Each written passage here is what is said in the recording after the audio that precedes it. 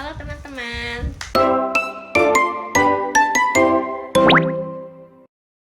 selamat datang di video aku. Sebelumnya, perkenalin, nama aku Resmi Sarah Amelia. Aku mahasiswa Fakultas Psikologi Unpad Samarinda. Jadi di video kali ini itu aku mau membahas satu topik yang sampai saat ini tuh masih sering dibahas, yaitu anak yang memiliki kemampuan indigo. Jadi benar atau enggak mereka ini memiliki kemampuan khusus, atau hal ini tuh ada penjelasan ilmiah dari sudut pandang psikologinya. Kalau misalnya kalian penasaran, nah jadi guys, istilah anak indigo ini tuh mulai populer sekitar tahun 1970-an dan semakin dikenal luas sekitar tahun 1990-an ya guys. Nah, anak indigo ini dipercaya memiliki kemampuan khusus seperti intuisi yang sangat kuat, kepekaan emosional yang tinggi, bahkan ada yang diyakini mampu melihat hal-hal yang gak semua orang tuh bisa lihat. Nah, namun perlu diketahui juga bahwa sampai saat ini itu istilah anak indigo ini tuh belum diakui sebagai diagnosis ataupun konsep ilmiah dalam psikologi. Artinya belum ada bukti ilmiah yang kuat bahwa anak indigo itu merupakan kategori psikologis yang dapat dibuktikan secara objektif. Nah, jadi dalam pandangan psikologi nih, pengalaman yang sering dikaitkan dengan anak indigo ini tuh dapat dijelaskan melalui beberapa kemungkinan. Pertama, ada imajinasi yang tinggi. Anak-anak itu memang mempunyai daya imajinasi itu yang sangat tinggi. Nah, mereka itu memiliki daya imajinasi yang berkembang sehingga terkadang tuh sulit membedakan antara fantasi dan juga kenyataan. Lalu yang kedua itu ada kepekaan terhadap lingkungan. Nah, ada anak yang memiliki kepekaan terhadap ekspresi, perubahan suasana hati atau kondisi di sekitarnya. Nah, kepekaan ini tuh bisa membuat mereka tampak seperti memiliki kemampuan yang khusus. Lalu yang ketiga itu ada kemampuan kognitif yang baik. Nah, sebagian anak itu memiliki kecerdasan, kreativitas, atau intuisi yang lebih tinggi dibanding dengan teman sebayanya, sehingga mereka itu selalu dianggap berbeda. Nah, selain itu juga nih, ada juga kondisi psikologis tertentu yang dapat menyebabkan anak itu memiliki pengalaman melihat atau juga mendengar sesuatu yang tidak dialami oleh orang lain.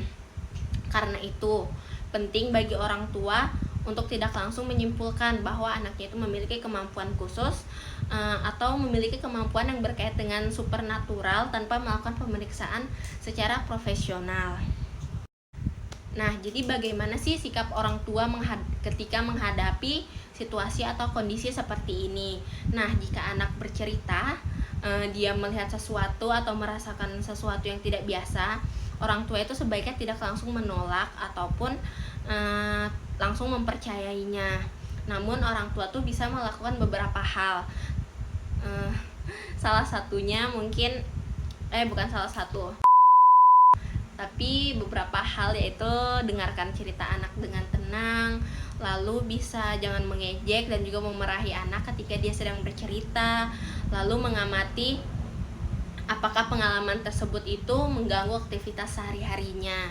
Nah, jika anak terlihat cemas, ketakutan, dan juga mengalami perubahan perilaku yang signifikan setiap harinya, lebih baik langsung mengajak anak untuk konsultasi ke psikolog atau juga dokter spesialis kesehatan jiwa. Lalu ada peran lingkungan dan juga pentingnya pendampingan anak.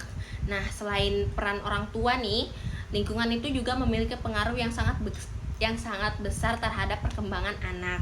Nah, ketika seorang dianggap sebagai anak indigo, respon dari keluarga, guru, ataupun masyarakat itu tuh dapat mempengaruhi kondisi psikologisnya guys. Nah, misalnya nih, jika anak terus-menerus diberikan label sebagai berbeda atau memiliki kemampuan khusus, anak itu bisa merasa terbebani sama apa yang orang labeli ke dia gitu. Nah, Sebaliknya, jika pengalaman yang diceritakan anak dianggap sebagai kebohongan nih, atau hanya dianggap dia mencari perhatian, anak itu juga bisa merasa jika dia itu nggak dipercaya, atau bisa buat dia itu merasa kehilangan rasa aman untuk bercerita kembali, seperti itu.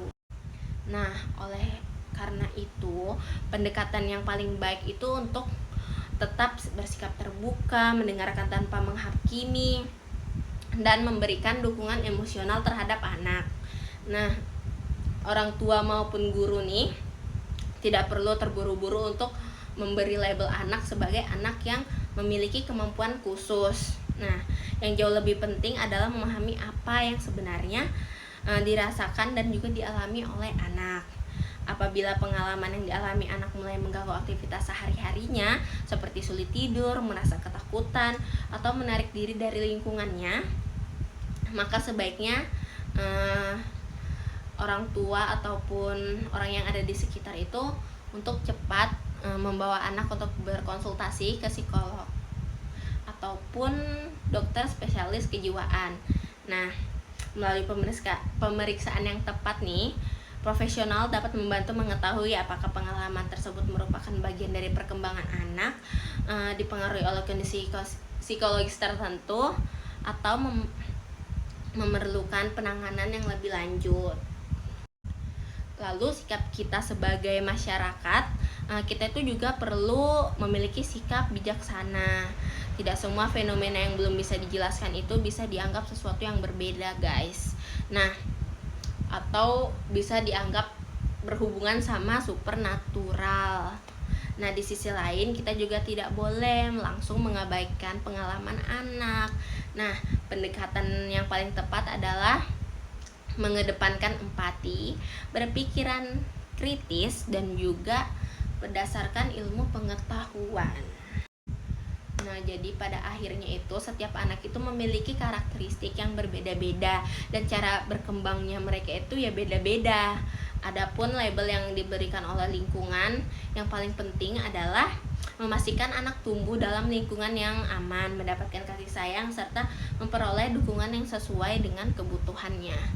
Lalu kesimpulannya nih guys, fenomena anak indigo ini tuh sampai sekarang masih jadi pembicaraan di kalangan masyarakat umum. Namun dari perspektif psikologi, istilah anak indigo ini belum memiliki dasar ilmiah yang kuat. Nah, banyak perilaku yang dianggap sebagai kemampuan indigo sebenarnya dapat dijelaskan melalui perkembangan kognitif, imajinasi, kepekaan emosi, maupun kondisi psikologis tertentu. Yang terpenting itu adalah peran orang tua memberikan dukungan, memahami kondisi anak, dan juga mencari bantuan profesional jika diperlukan. Nah, jadi semoga video ini bisa membantu menambah wawasan kita semua. Kalau kalian merasa video aku membantu dan juga menambah wawasan kalian, bisa komen dan like.